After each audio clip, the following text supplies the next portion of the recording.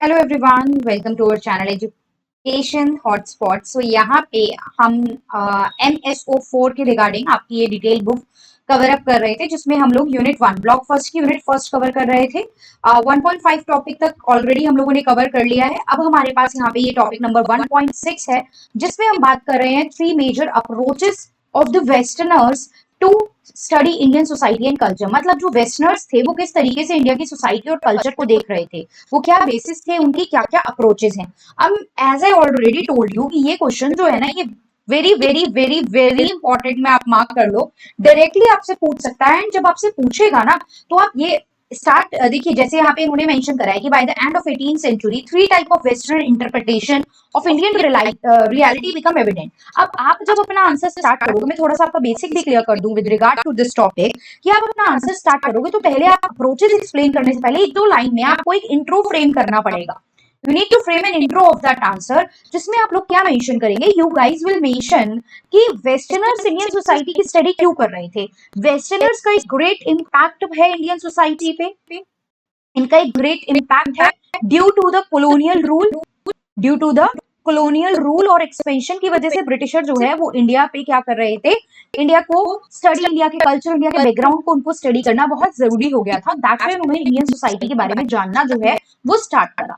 अब उसके लिए यहाँ पे 3 अप्रोच हैं, जिनके बारे में मैं शॉर्ट में आपको बता देती हूँ एक बार, और फिर मैं आगे डिटेल में पढ़ के बताऊंगी। Orientalist, missionary and administrative. Short में अगर मैं बताऊं तो ओरिएंटलिस्ट अप्रोच बात करती थी कि जब आप इंडियन सोसाइटी को पढ़ रहे हो, इंडिया के स्पिरिचुअल जो ट्रेडिशन है उसको पढ़ रहे हो, इंडिया की जो आपकी मैथोलॉजी है, फिलॉसफी है, उसको आप पढ़ रहे हो, plus you are taking knowledge from the pandit and shastri, जो इंडिया के एंशियंट टेक्स्ट वगैरह हैं उनको आप डिटेल में पढ़ रहे हो, राइट। उनसे गाइड ले रहे हो कि इंडिया का कल्चर और सोसाइटी किस तरीके से था। पंडित शास्त्री वगैरह से आप जो है वो ज्ञान ले रहे हो। लेकिन ये माना जाता है कि ये जो सिस्टम था, मैं शॉर्ट में बता रही हूँ, डिटेल में सारा पढ़ूंगी मैं आप लोगों के साथ, ये टाइमलेस था। विद रिगार्डलेस ऑफ टाइम, ये एक इसने स्टैटिक बात बोल दी, बाकी जो टाइम डायमेंशन में चेंज होता था ये उसको प्रेजेंट नहीं करता था। स्पेसलेस था, ये जनरल बात बता देता था, हर जगह वो चीज अप्लाई होती है, यानी डिफरेंट डिफरेंट प्लेसेस पे वो चीज अलग तरीके से फॉलो होती है, ये वो बात भी डिटेल में शो नहीं करता था। देन आता है missionary approach. Missionary approach is approach जिसमें, जहाँ पे ओरिएंटलिस्ट के बाद ये अप्रोच आई, यहाँ भी इंडियन सोसाइटी, इंडिया के जो सोशियो कल्चरल चीजें थी ना, उन्हें स्टडी करा जा रहा था नेगेटिवली। ये नेगेटिव पोर्ट्रे कर रहा था इंडिया के सोशियो कल्चरल को, कि यहाँ पे बहुत सारे क्या है, इल प्रैक्टिसेस फॉलो होती हैं, इतना ज्यादा बैकवर्ड नहीं है, people are not very much educated. तो ये काइंड की चीजें, ये वो टाइम था जब कॉलोनियल अपना एक तरीके से कॉलोनियल अपना एक व्यू पॉइंट सेट कर रहे थे with respect to the Indian society. Clear? तो ये चीज यहाँ पे आपको ध्यान रखनी है ओरिएंटलिस्ट अप्रोच में। उसके बाद देखिए, जो ओरिएंटलिस्ट, सॉरी मिशनरी में, ओरिएंटलिस्ट तो कहते थे कि हमारी सोसाइटी में जो प्रॉब्लम आई ना वो तब आई जब हमारी गोल्डन एज का फॉल हो गया, फॉल ऑफ गोल्डन एज। बाहर से जो लोग थे वो आने लगे और यहाँ पे सब ट्रेड वगैरह के साथ साथ उन्होंने चीजों को कैप्चर करना भी स्टार्ट कर लिया। और एजुकेशन जो थी वो कुछ ही सेक्शन में लिमिट होके रह गई, सो कॉल्ड अपर ब्रिटिश क्लास सोसाइटी। वही मिशनरीज कहती हैं कि इंडिया की खुद की सोसाइटी वाज वेरी करप्ट। वो कहते हैं इंडिया की सोसाइटी जो थी वो करप्ट थी, राइट। चलिए अब पढ़ लेते हैं आगे, यहाँ पे अभी तो हमने यही देखा है। अच्छा, the third approach is administrative approach. Administrative का मतलब होता है प्रशासन। एडमिनिस्ट्रेटिव मतलब जब आप क्या करते हो, आप अपने जो एक्शंस हैं, जो इंडिया के नेटिव्स जो लोग हैं उनकी लाइफ को ऑब्जर्व करके आप चीजों को प्रेजेंट करते हो, राइट। अब ब्रिटिशर ने एडमिनिस्ट्रेशन को अच्छा करने के लिए, ब्रिटिशर ने इंडिया में फर्स्ट सेंसस कंडक्ट कराया था in the year 1872। First census conduct कराया गया था 1872 में, राइट। एच रिजले एक पर्सन थे, एच रिजले ने अपना क्लासिफिकेशन भी दिया था कि इंडिया में कितने टाइप की कैटेगरीज होती हैं। फिर आगे वुडन पावल का भी नाम आएगा, वो ब्रिटिश एडमिनिस्ट्रेटर थे। उन्होंने भी बहुत सारे रूरल इंडिया विलेज की स्टडी को कंपाइल करके अपनी एक थ्योरी प्रेजेंट की है, वो हम सब अभी पढ़ेंगे आगे, राइट। तो ये चीज आपको देखनी है। एडमिनिस्ट्रेटिव मतलब चीजों को प्रॉपर मैनेज करने के लिए, कंट्रोल करने के लिए ब्रिटिशर ने अपनी एडमिनिस्ट्रेशन को अच्छा करने के लिए भी इंडिया में डेटा कलेक्ट करा था, इंडिया की स्टडी को एडमिनिस्ट्रेटिव पॉइंट ऑफ व्यू से पढ़ा था।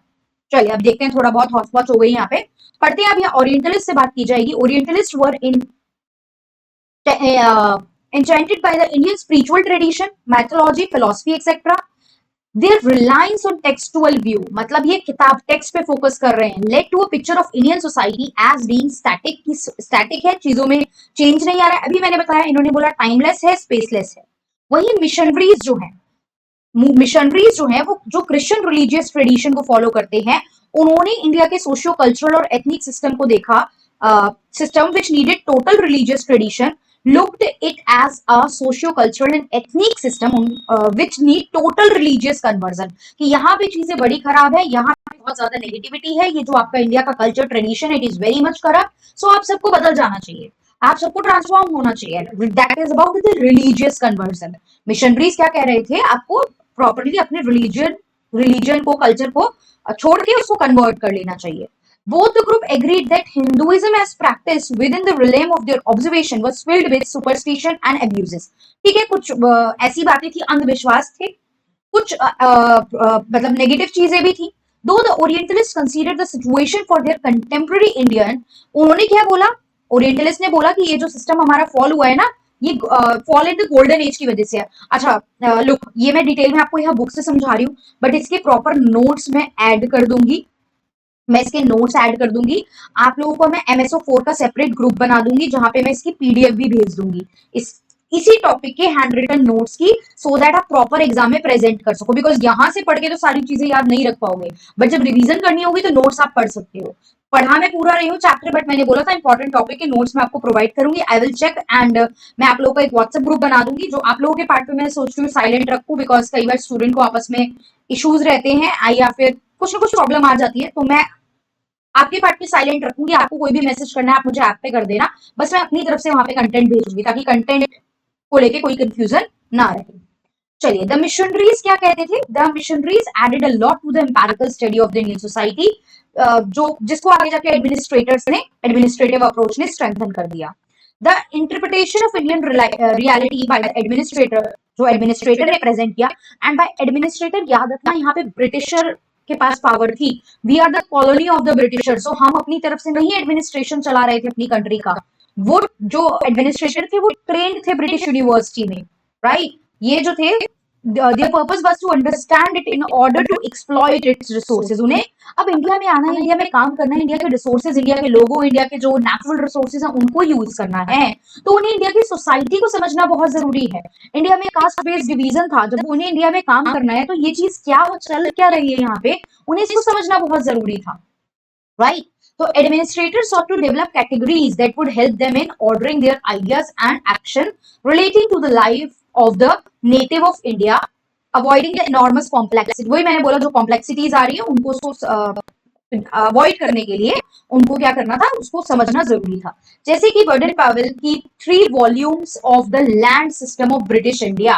अब यहाँ से एक चीज ध्यान रख लेना, अगर आपको कोई भी in future MCQ related exam देना है, like UGC NET, PhD entrance, GATE, sociology, कुछ भी देना है आपको, तो यहाँ से एक MCQ टाइप क्वेश्चन भी आपका कवर होता है। Land system of British India book किसने लिखी है, तो this is by Baden Powell. पर not just a compilation of data, इसमें सिर्फ डेटा नहीं है, but contained a series of argument about the nature of Indian villages के बारे में इन्होंने लिखा है। अच्छा, इन्होंने 7 पार्ट में इन्होंने नहीं किया था, रिजले ने करा था, जो मैंने नोट्स में प्रेजेंट करे हैं, वो नेम मैंने प्रेजेंट करे हैं। रिजले ने 7 पार्ट में कैटेगराइज किया था ग्रुप्स को। तो चलिए, यहाँ बेडन पॉवेल की हम आगे बात करते हैं। इन्होंने क्या करा है, इन्होंने काफी सारे आर्ग्यूमेंट जो है वो प्रोवाइड करे हैं with regard to the nature of Indian village and its resources. He recognized that there were in general 2 claims on the produce of soil, the state and the landholder। मतलब state मतलब government जो work कर रही है, जो land को लेके 2 हैं आपके यहाँ पे क्लेम्स, 2 लोग लैंड को क्लेम कर सकते हैं, एक वो जो लैंड के ओनर है और एक वो जो गवर्नमेंट है। By government we mean British. The government derive its revenue by taking a share of the actual grain heap on the threshing floor of each holding। अब गवर्नमेंट के पास कैसे जा रहा है, स्टेट के पास कैसे रेवेन्यू जा रहा है, याद कीजिए जमींदारी सिस्टम कभी सुना हो आपने, तो यही तो था ना, एक लिमिट फिक्स कर दी थी कि हमें इतना इतना अमाउंट चाहिए। अब उनको मतलब भी नहीं था कि किसान वहां पे उगा पा रहे हैं नहीं उगा पा रहे हैं, उन्होंने एक थ्रेशोल्ड लिमिट फिक्स कर दी थी कि आप, ये लैंड है, ये इस पर्सन के पास लैंड है, ये इस पर्सन के पास लैंड है, इस पर्सन के पास इतनी लैंड है, बारिश हो रही है नहीं हो रही है, नो मैटर, हमें कुछ फर्क नहीं पड़ रहा, हमें अपना जो शेयर हमने फिक्स करा है वो हमें चाहिए ही चाहिए। They asserted in their turn varying degrees to control ownership, possession, right over land and its produce। अपना और देखिए अगर कोई नहीं फुलफिल कर पाता था, जैसे लगान आपने देखा होगा, लगान मूवी में आप नहीं फुलफिल कर पा रहे हो तो वो आपकी जमीन थी वो भी उनके नाम चली जाती थी। तो राइट्स ओवर लैंड जो है वो भी एक कॉन्क्वेस्ट का हिस्सा रहते थे। लैंड जो है वो हमेशा एक तरीके से उस पर खतरा मंडराता रहता था। जिसकी लैंड है अगर वो फुलफिल नहीं कर पाया तो वो लैंड चली जाएगी आपके हाथ से। अब ही strongly contested Henry Maine's view that there was only one type of Indian village. जो हेनरी मेन है वो कहते थे कि एक ही टाइप का इंडियन विलेज है, that is politically autonomous and economically self sufficient village community. जिसके पास जो इकोनॉमिकली सेल्फ सफिशिएंट है, जो अपने लिए खुद उगा पा रही है, चीजें खुद खा पा रही है, उसको किसी और की जरूरत नहीं है। और पॉलिटिकली भी वो अपना ऑटोनॉमस रूप से वो किसी और बाहर के जो पॉलिटिकल स्ट्रक्चर है उस पर डिपेंडेंट नहीं है। It continued to facilitate both the Western thinkers such as Marx and Metcalfe and the Indians, मतलब दोनों के लिए ये चीजें, ये बात जो थी वो दोनों के माइंड में रहती थी।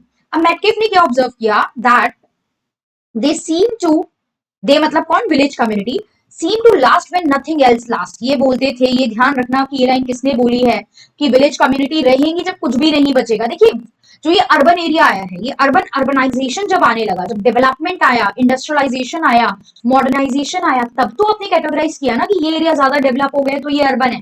उससे पहले तो सभी एक तरीके से हम कैटेगराइज कर सकते थे, सेम ही थे ना, रूरल एरिया, विलेज कम्युनिटी हुआ करती थी, राइट। तो यही चीज है, तो ये कहा गया कि जब सब खत्म हो जाएगा तब भी ये रहेगा। The idea of unchanging village community was incorporated into general social theory. बाकी बाद में बहुत सारे थिंकर ने इस विलेज स्टडी पे काम भी करा है। Marxist view that British rule as an unconscious tool of history, breaking the stagnation Indian society founded on unchanging village community, right. जिन्होंने पता लगाया कि yes there is some change in the village community में भी transformation हो रहा है, change हो रहा है। Indian nationalists, on the other hand, came to rely on R.C. Dutt Economic History of India. R.C. Dutt ने इकोनॉमिक हिस्ट्री ऑफ इंडिया लिखी है। देखिए दादा भाई नौरोजी भी एक ग्रेट पर्सनालिटी थे जिन्होंने इकोनॉमी पे काम करा है, जिन्होंने drain of India wealth theory दी थी कि इंडिया की सारी वेल्थ जो है वो ड्रेन में जा रही है, मतलब ब्रिटेन में जा रही है। वो यहाँ से आते हैं, कच्चा माल खरीदते हैं और बाहर जाके उसको बेच देते हैं, बाहर जाके उसको सेल कर देते हैं। तो यहाँ पे आरसी दत्त भी इसी में पर्सन में से एक थे जिन्होंने इकोनॉमिक हिस्ट्री ऑफ इंडिया की बात की है, जिन्होंने जो ब्रिटिश का रूल था उसका जो नेगेटिव इंपैक्ट पड़ा था इंडियन सोसाइटी पे, इंडिया के विलेज रिपब्लिक पे, उसको मेंशन करा है। तो इंडियंस जो थे वो क्या कर रहे थे, वो मान रहे थे इनकी थ्योरी, वो आरसी दत्त की इकोनॉमिक हिस्ट्री ऑफ इंडिया को। अब आगे बेडन पॉवल की स्टडी। अच्छा, अलग से बेडन पॉवल के बारे में भी आपसे पूछ सकता है, ध्यान रखना, क्योंकि आप देख रहे हो ना कितना जिक्र है इनके नाम का, इनकी थ्योरी का। तो इनकी बुक का नाम आप एक्सप्लेन करोगे, ये एक ब्रिटिश सोशियोलॉजिस्ट, और यू कैन से वहां के बेसिस पे चीजों की स्टडी कर रहे थे, तो you will mention that here. अब आगे इनके बारे में पढ़ते हैं, और भी चीज यहाँ पे बताई गई है। According to Baden Powell there were two distinct type of villages in India. दो टाइप के विलेज हैं, रेयोत वाली और लैंडलॉर्ड और जॉइंट विलेज। रेयोत वाली होता है जहाँ पे लैंडलॉर्ड नहीं है, रेयोत मतलब होता है किसान। रेयोत का मतलब अगर मैं बोलूं तो ये होता है फार्मर या फिर किसान, राइट। इन्होंने बोला दो टाइप के विलेज है, रेयोत वाली यानी नॉन लैंडलॉर्ड एंड लैंडलॉर्ड और joint village. But both he and main and their respective followers were interested in developing evolutionary stages of development, कि किस तरीके से ये चीजें इवॉल्व हुई हैं। The types and classification of villages were also attempted, मतलब ये ट्राई कर रहे थे कि कितने टाइप के विलेज हमें देखने को मिलते हैं, उनके फीचर्स पे, उनके ट्रेड के बेसिस पे। They were found advantageous by the administrator. They reduced the need of specific knowledge to act in terms of category was इतना important नहीं है। Latently, the categorical and conceptual thinking about village directed attention away from the internal politics जो village में थी उसको यहाँ पे नहीं ध्यान दिया जाने लगा था। सोशल रिलेशन क्या है, इकोनॉमिक कंडीशन क्या है, कॉलोनियल पॉलिसी की बात उस पर होने लगी थी।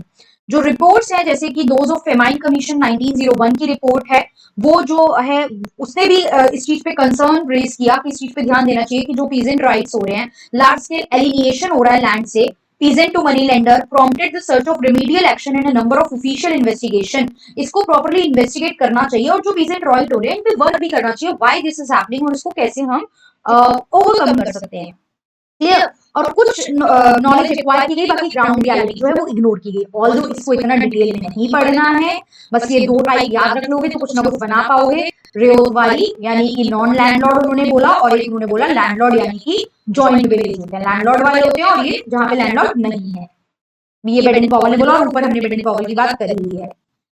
अब ये हमारा हो गया 1.6 टॉपिक कंप्लीट। आई होप आपको क्लियर हुआ होगा। 1.7 इज बिट लेंदी टॉपिक, अलग से 1.7 एंड 1.8 हम अगली वीडियो में कर लेंगे। एंड ये 1.7 जो टॉपिक है इसको मैं I make it available on the app as well as on the YouTube. मैं इसको ऐप और यूट्यूब दोनों पे रख रही हूँ इसको, क्योंकि थोड़ा इंपॉर्टेंट टॉपिक है, तो ठीक है हर जगह हेल्प हो जाए। आप लोग तो डिटेल में पढ़ ही रहे हो यहाँ ऐप पे, अपनी क्लास ली है तो, बट ये वाला टॉपिक मैं एक बार यूट्यूब पे भी मैं अवेलेबल करा देती हूँ, सो दैट कुछ स्टूडेंट जिनको डेमो और how the class are going इसका आइडिया लेना हो, उनका भी आइडिया लग जाए। सो यस यूट्यूब स्टूडेंट आप लोग भी इस वीडियो को देख रहे होंगे। इसी तरीके से हमारी क्लासेस जो है विद रिगार्ड टू MSO4 चल रही है। अभी MSO4 की ही आई एम प्लानिंग MSO2 की भी स्टार्ट करूं, because MSO2 is also a complicated kind of subject जिसमें बच्चों को प्रॉब्लम होती है। या so that's all for this video. Thank you everyone, see you in the next video with the next topic.